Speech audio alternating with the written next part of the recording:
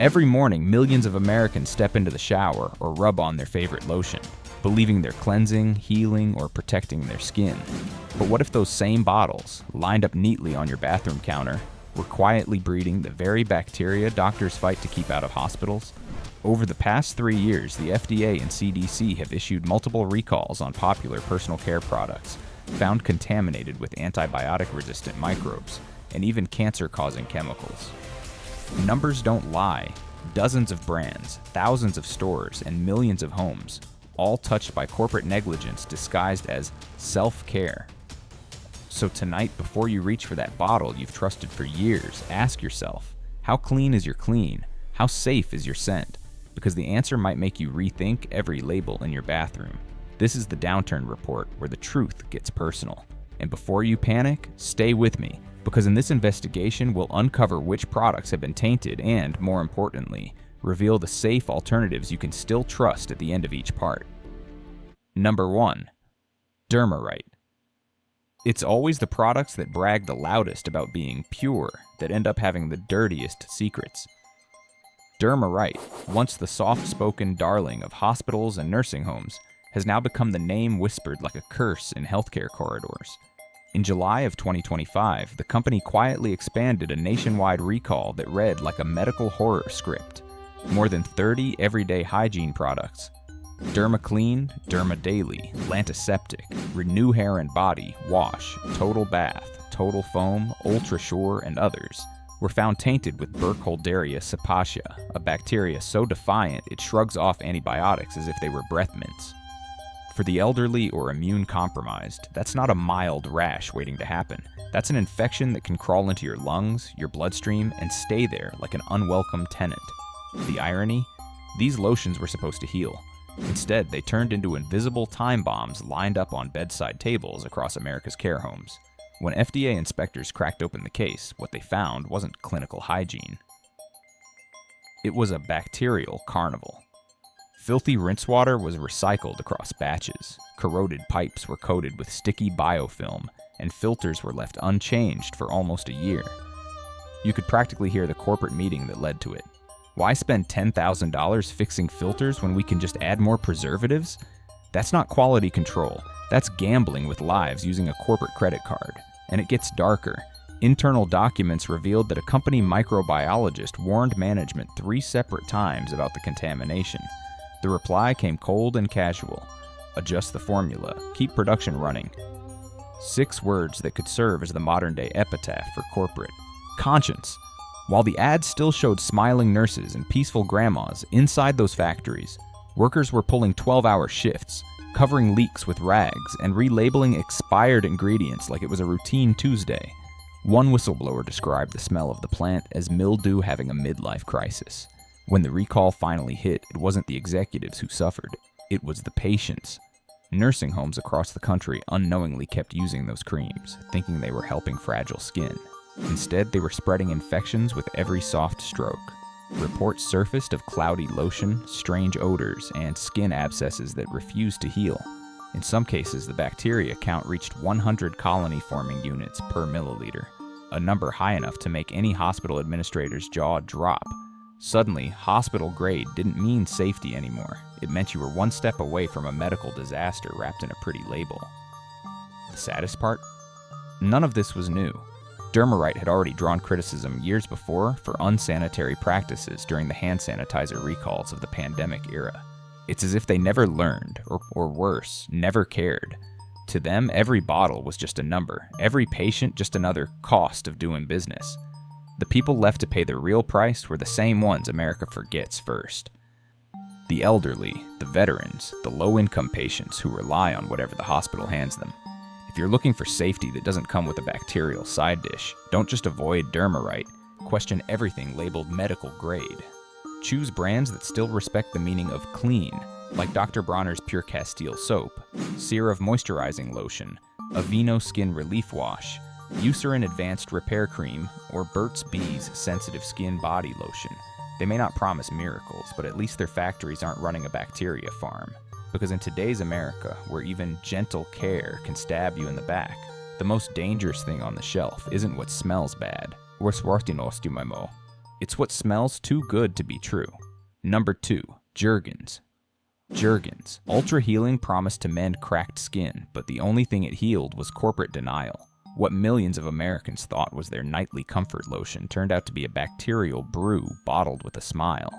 In early 2022, the FDA found that several batches of Jergens Ultra Healing Moisturizer, in both 3-ounce and 10-ounce bottles, were contaminated with Pluralibacter gergovii, a germ that thrives in warm, moist environments and likes to set up shop where it doesn't belong: your skin, your bloodstream, or your lungs. It's not the kind of microbe you'd expect to find in a moisturizer. Then again, nothing about this story feels moisturizing anymore. Inside Cow USA's Ohio manufacturing facility, investigators found exactly what happens when corporate shortcuts meet bacterial ambition. Purified water lines were coated in residues that hadn't been scrubbed for weeks, and storage tanks were left cleaned only on paper. Employees later admitted that during peak production seasons, microbiological testing was routinely skipped to meet retail deadlines.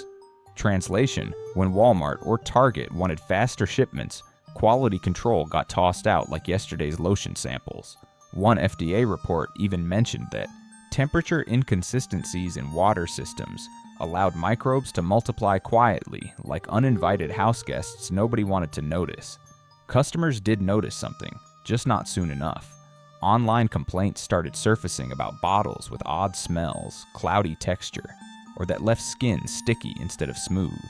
Some even joked that ultra healing felt more like ultra peeling. By the time Cow issued its recall, thousands had already used the contaminated batches. And while no deaths were reported, dermatologists noted increased reports of infections among seniors and patients with diabetes. The bacteria, opportunistic and resistant to several antibiotics, doesn't need an invitation, just a small crack in the skin to walk right in. But the real infection ran deeper. They started straight into corporate culture.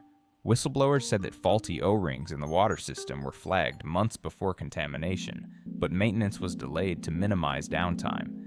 The company prioritized output over safety, turning their healing lotion into an accidental petri dish. And when the FDA demanded answers, Cow's response was classic PR theater: a limited recall, carefully phrased to sound like a technical hiccup instead of a full-blown health hazard. It's the same tone a parent uses when saying the house is a little messy, while the living room is on fire. The blowback was swift. Lawsuits accused the company of negligence and deceit, especially as evidence surfaced that contaminated batches were approved for shipment, pending further testing. Meanwhile, hospitals and nursing homes, where Jergens lotions were used daily on frail skin, were forced to throw away thousands of bottles. One nurse in Florida said bitterly, "We trusted that lotion more than the water coming out of the faucet." Turns out they were both infected. The betrayal hit harder because Jergens wasn't just a beauty brand. For many Americans, it was generational, a familiar name sitting on grandma's dresser, now tainted like spoiled milk in a fancy bottle. And the lesson? Clean beauty is often just a marketing slogan. Behind the perfume and packaging, most mass-market factories are more worried about profit margins than microbial safety. When accountants start dictating what temperature to sterilize at, bacteria always win. So if you're tired of corporate roulette with your skin, step away from the drugstore. Aisles that treat your body like an experiment. Look toward brands with real oversight and transparency, like La Roche-Posay, Lipicar Balm, AP+, Vanicream Moisturizing Cream, Eucerin Intensive Repair Lotion, or Weleda Skin Food Original. They actually perform batch-level microbial testing instead of crossing fingers, because when your moisturizer starts flirting with bacteria, it's not called ultra healing anymore. It's corporate rot in a bottle. Number 3. Bath & Body Works. Bath & Body Works' Pure Simplicity Body Acai Berry was marketed like a bubble bath for the soul. Clean, botanical, mindful. The kind of bottle your yoga instructor or your niece's influencer friend would swear by. But behind the pastel labels and gentle wording, there was nothing pure about it. When independent labs and watchdog journalists pried open the lid, what spilled out wasn't tranquility. It was bacteria, chemical residue, and a trail of corporate carelessness long enough to circle them all twice. This wasn't a wellness ritual, it was a petri dish in a pretty package. The so-called Pure Simplicity line was supposed to be Bath & Body Works' eco-friendly redemption arc. Instead, it became a backstage horror story of shortcuts and sludge. Factory technicians confessed that tanks used to mix fragrance bases were often just rinsed between runs, not scrubbed, not sanitized, because management insisted on saving water and time.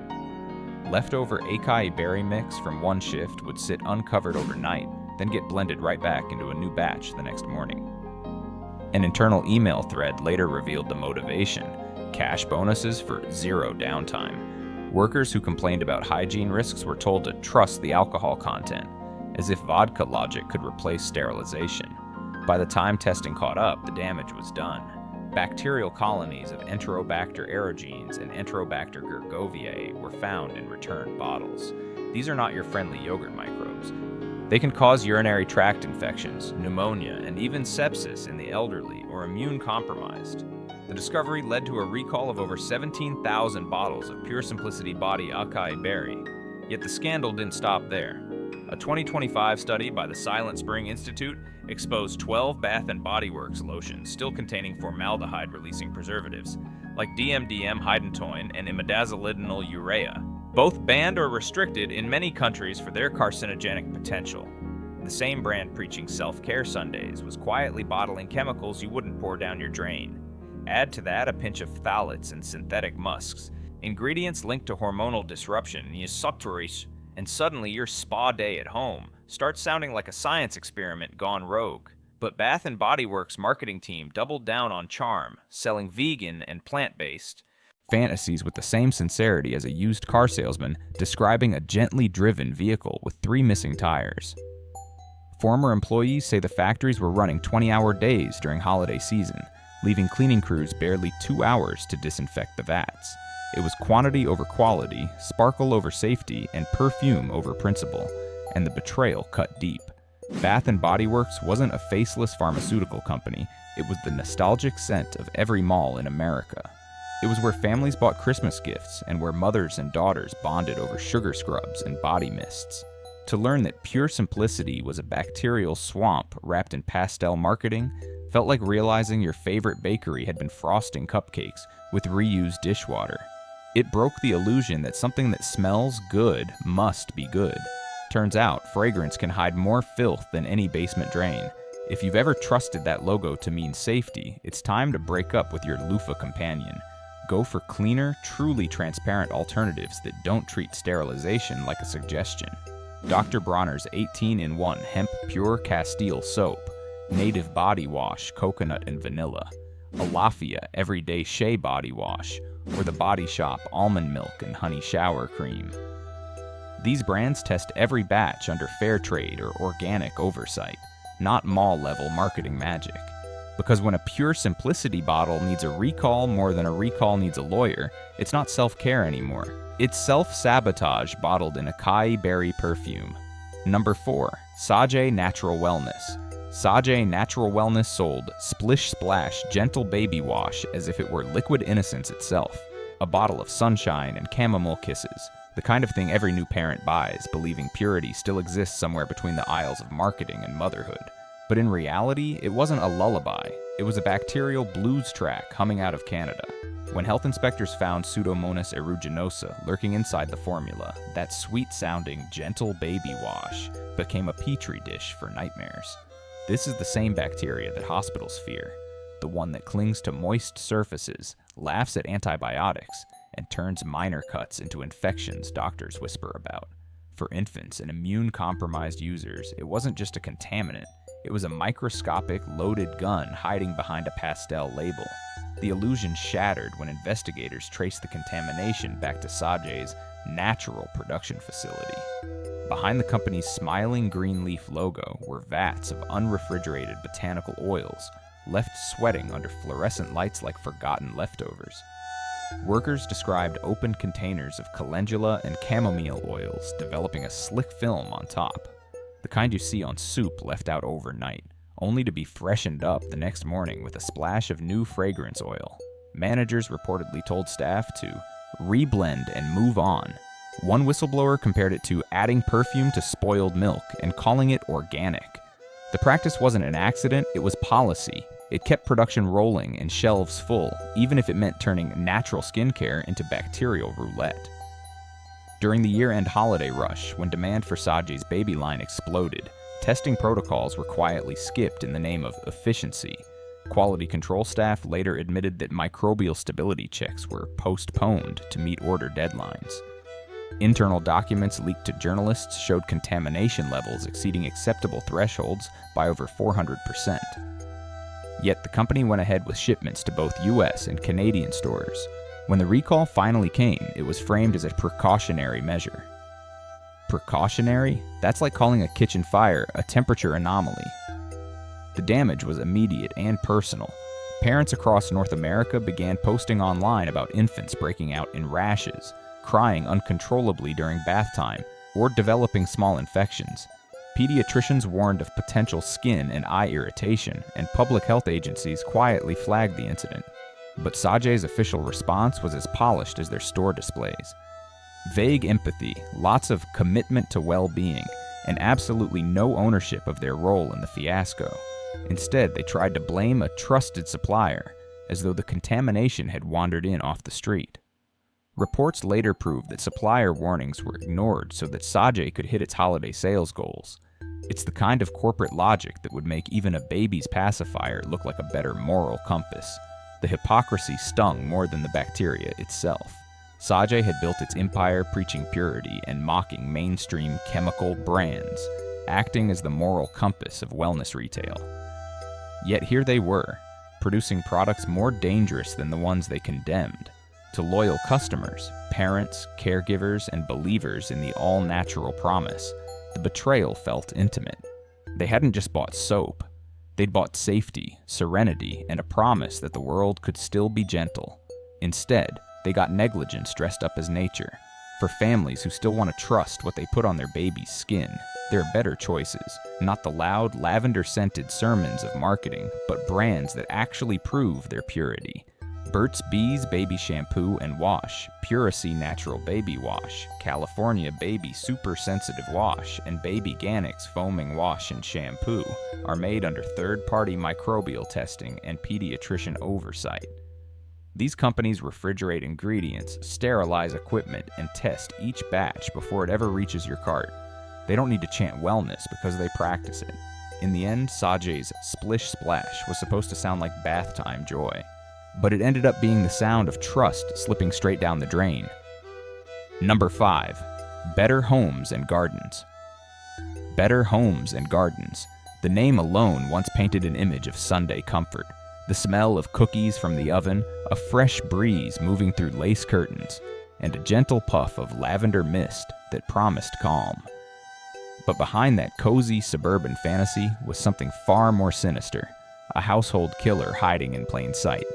In one of the most shocking consumer safety scandals in recent American history, Walmart's Better Homes and Gardens aromatherapy room, spray with gemstones, was found to contain Burkholderia pseudomoli, the bacterium responsible for melioidosis, a rare, deadly disease usually found in the muddy tropics, not middle-class living rooms.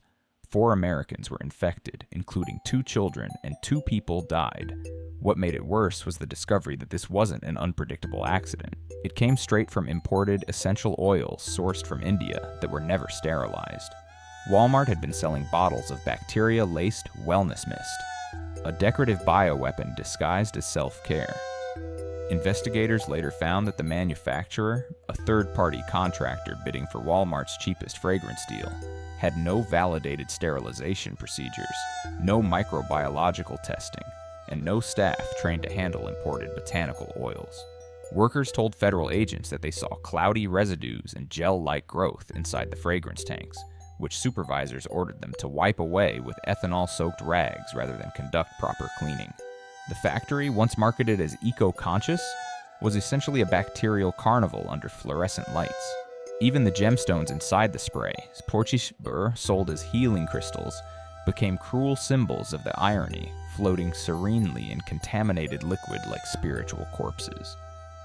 When the CDC linked the outbreak to the spray, chaos followed. Hazmat teams were deployed to retrieve bottles from homes across Georgia, Kansas, Minnesota, and Texas. Families were instructed to double bag their lavender and chamomile sprays in biohazard containers before disposal. News footage showed suburban parents in masks and gloves treating their once beloved room fresheners like radioactive waste. Walmart scrambled to issue a nationwide recall, pulling the product from all stores, but it was too late. The bacteria had already claimed lives. The company's public statement called it a tragic, isolated incident. Yet internal documents later revealed that Walmart had ignored earlier supplier warnings about unsterilized oils, choosing to keep selling because the spray was a seasonal bestseller. In plain terms, lives were exchanged for profit margins. The scandal exposed a dirty secret about the natural wellness industry, that behind the marketing of purity lies a global labyrinth of unregulated imports, unsanitized. Factories and deceptive packaging. Those soothing sprays and therapeutic diffusers often come from facilities where open vats of oil sit beside chemical barrels and rusted machinery. The phrase essential oil infused sounds peaceful, but in reality, it's a microbial lottery where you never know if you're breathing lavender or lung infection. The whole industry thrives on the illusion that natural means safe, when in truth, nature doesn't disinfect itself. Walmart's internal response only deepened the outrage.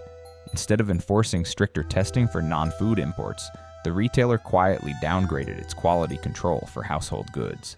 They treated fragrance safety like a paperwork formality, not a biological risk. Attorneys for the victims accused Walmart of corporate manslaughter by negligence, arguing that its low-cost, high-volume model created the perfect breeding ground, not just for bacteria, but for moral decay. But once the headlines cooled and the lawsuit settled, the same shelves filled again with new, holiday aromatherapy collections. America moved on, at least those who survived, and the absurdity didn't stop there. Even after the recall, unopened bottles of the contaminated spray began appearing on resale sites as collector's items. People were literally buying the product that had killed others, chasing nostalgia over logic. It was consumerism's most grotesque punchline, the human craving for comfort outweighing the instinct for self-preservation. If you're still misting your home with imported natural fragrances, it's time to trade blind trust for transparency. Choose brands that publicly share their testing results and sterilization standards. Grow Fragrance, Aracacia, and Plant Therapy all use verified microbial screening and disclose ingredient sourcing. Or go for Mrs. Meyer's Clean Day Room Freshener and Poopery, which rely on botanical extracts tested under U.S. regulations, not mystery oil vats across the ocean. Because what happened with Better Homes and Gardens wasn't just a product recall. It was a warning shot. That soothing lavender scent wasn't tranquility. It was death in a pretty bottle, and the only thing it freshened was the air around a collapsing illusion. Number 6. Old Spice and Secret. Old Spice used to be the scent of American manhood, the crisp whiff of aftershave that said, "I work hard, I smell good, and I'll live forever." But by the end of 2021, that scent had turned sour, literally carcinogenic. Procter & Gamble's Old Spice and Secret aerosol sprays, along with the cheekily named Below Deck deodorant powder, were found to contain benzene, a chemical so toxic the CDC doesn't even bother sugarcoating it. It's a Group 1 carcinogen directly linked to leukemia and blood disorders. In short, men thought they were spraying confidence, but what they were really misting was cancer in a can. The recall was sweeping, affecting store shelves nationwide from Target to Walgreens. Yet it wasn't the contamination that enraged consumers most. It was the corporate silence that came before it. Documents from P&G's own quality control division, later exposed during lawsuits, revealed that technicians had already detected volatile hydrocarbon irregularities months before the recall. Translation: someone knew benzene might be present, and they chose to keep production going. The contamination source? A tainted propellant, and the gas used to push the deodorant out of the can, supplied by an external vendor. But P&G's failure wasn't outsourcing, it was oversight. They had a testing protocol specifically designed to catch contaminants like benzene. But in the rush to keep costs low and shelves full, they simply didn't enforce it. The same corporation that spent millions marketing swagger couldn't spare the time to double-check for poison. What happened next was straight out of a black comedy. While ads showed half-naked men walking out of oceans with glittering abs and impossibly white smiles, real customers were coating themselves in a chemical that eats away at bone marrow. Benzene exposure doesn't just happen once. It accumulates. The more you spray, the deeper it burrows. One independent lab, Valisher, later reported benzene concentrations up to 9 times the safety threshold. Yet the FDA's official language stayed mild, out of an abundance of caution, as though cancer were just a minor inconvenience. It's the same absurdity as calling a house fire a temperature event. Behind the numbers was something darker, the quiet cruelty of double standards. P&G's premium aerosol products sold in Europe and Japan went through rigorous propellant screening, but their US sprays? Voluntary compliance. In corporate English, that means we'll care when we're forced to. American consumers got the budget version of safety, untested, unverified, and coated in nostalgia. It's almost poetic in its cynicism. The same blue-collar men who made Old Spice a household name were the ones breathing in its betrayal. One internal memo even spelled out the company's moral compass in a single sentence. Trace benzene poses negligible risk. The optics are worse than the chemistry. Translation: headlines matter more than human health. By December of 2022, P&G agreed to pay $8 million to settle class action lawsuits. To them, it was pocket change, the price of silence. But for the people who had trusted those red and white cans for generations, it was personal. Grandfathers, fathers, sons, all united by the scent of supposed strength. That heritage now smelled like deceit. A family heirloom turned into a health hazard. And here's the part that should make everyone pause. Benzene doesn't belong in personal care products at all. Its presence means something broke, either in manufacturing, in regulation, or in conscience. When working-class Americans are told their daily hygiene routine carries acceptable levels of cancer risk, it's not hygiene anymore. It's systemic neglect in aerosol form. If you're tired of gambling your lungs for a whiff of masculinity, there are safer choices that prove clean doesn't have to mean chemical. Try Native Unscented Deodorant, Tom's of Maine Long-Lasting Deodorant, Ursa Major Hoppin' Fresh Deodorant, or each and every aluminum-free spray. All free from benzene-forming propellants and verified through independent lab testing. They may not make you smell like a yacht ad, but at least they won't have your DNA filing a lawsuit. Because in this age, trusting a deodorant company feels less like buying hygiene and more like buying hope. And Old Spice just taught America that hope can reek of benzene. Number 7. Suave. Suave's 24-hour protection powder spray was once the budget hero of America's bathroom cabinets. Cheap, cheerful, and supposedly dependable. But in 2021, that trust went up in aerosol fumes. Independent lab Valisher found benzene, a known carcinogen linked to leukemia and blood cancers, inside multiple Suave deodorant cans. Tests showed levels over 5 parts per million, more than twice the FDA limit. It was like finding gasoline in your orange juice. Invisible, odorless, and deadly in doses so small you'd never suspect. By the time Unilever admitted the contamination and issued recalls, millions had already sprayed this ticking toxin directly on their skin. The betrayal hit hardest because Suave wasn't a luxury brand. It was the people's brand, sitting on drugstore shelves in every small town, a daily ritual for working-class Americans just trying to feel clean. Yet internal memos later revealed that Unilever had known about volatile chemical inconsistencies for months. Overseas plants producing Dove and Rexona had advanced filtration systems, but the US Suave factories? They ran on budget propellants and postponed maintenance to minimize downtime. In other words, safety depended on how much you paid. Consumers got affordability, and in exchange, a side of benzene. The fallout was swift. A class action lawsuit accused Unilever of knowingly selling hazardous products and hiding behind tested safe labels. The company paid $2 million to settle, then issued a PR statement full of buzzwords like proactive recall and commitment to quality. But those words didn't scrub away the stench of betrayal. For countless families who had used Suave for decades, the recall wasn't just a health scare, it was proof that even the most ordinary, affordable product can carry extraordinary danger when corporations stop caring. If you want real safety, switch to non-aerosol deodorants like Schmidt's Natural Deodorant, each and every you. Aluminum-free or Arm & Hammer Essentials. They cost a few dollars more but won't shower you in carcinogens for convenience. After all, Suave promised 24-hour protection, and tragically it delivered. From sweat, perhaps, but not from corporate neglect. When safety becomes a luxury, awareness is survival. Subscribe now before the next trusted brand turns deadly in your own home. Thank you for watching all the way to the end. If you found this video helpful, don't forget to hit the like button and subscribe to the channel so you don't miss our daily content. Now feel free to check out some of our newest and best videos currently showing on the screen. Goodbye, and see you in the next video.